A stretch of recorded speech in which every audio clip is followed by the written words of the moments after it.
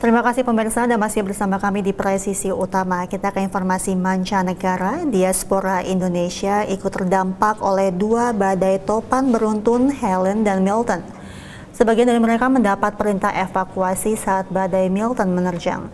Sebagian yang berlindung di tempat evakuasi harus berhadapan dengan angin puting beliung. Selengkapnya ikuti laporan tim VOA berikut ini.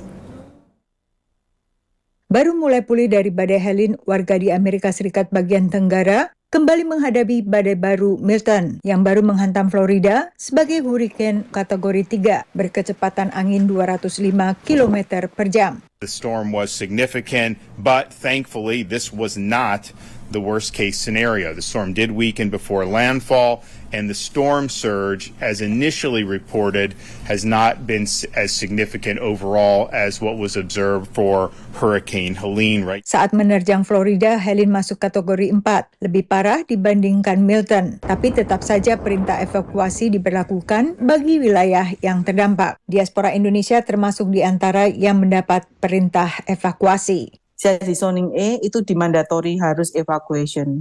Karena evacuation itu zone A, B, and C itu mandatori evakuasi.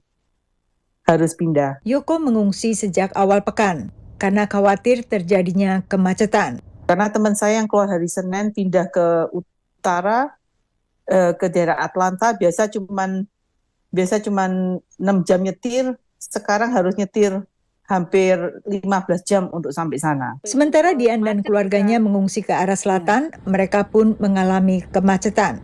Biasanya 3 jam ke sini, tapi kemarin karena macet jadi kita 4 jam lebih sampai di sini. Dian dan keluarganya tinggal di Tampa, salah satu wilayah yang juga berada di jalur badai Milton. Begitu tiba di kota Stuart, dekat West Palm Beach, wilayah ini dilanda tornado dan angin puting beliung bawaan Milton. Saya merasa khawatir sekali dan panik karena saya ada anak 2 yang saya khawatirkan anak-anak saya ini. Jadi makanya kita pergi. Kalau rumah umpamanya kena rumah nggak apa-apa, yang penting orangnya selamat. Hingga Rabu malam waktu Florida, lebih dari 130 peringatan tornado dikeluarkan di Florida. Florida dan negara bagian sekitar, warganya memang umumnya terbiasa dengan adanya badai kuat yang disebut hurricane atau topan. Dan musim badai Atlantik ini berlangsung mulai Juli dengan badai-badai terkuat, biasanya terjadi mulai pertengahan Agustus. Bukan hanya angin kencang yang menjadi ancaman, tetapi juga hujan deras yang dibawanya yang menyebabkan banjir. Farah adalah seorang diaspora Indonesia di Orlando yang bekerja di salah satu resort Disney World. Meski ia tak tinggal di zona evakuasi, efek Milton terasa hingga wilayahnya. 9 tahun saya di sini, baru kali ini saya nggak bisa tidur semalaman. Biasanya sih santai-santai tidurnya. Tadi malam termasuk kencang sekali suara di luar itu ya, kita berapa kali lihat jendela.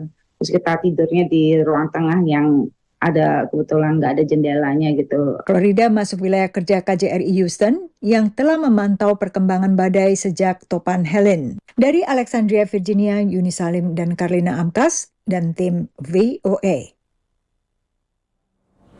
Pemirsa tetaplah bersama kami, Presisi Utama akan segera kembali.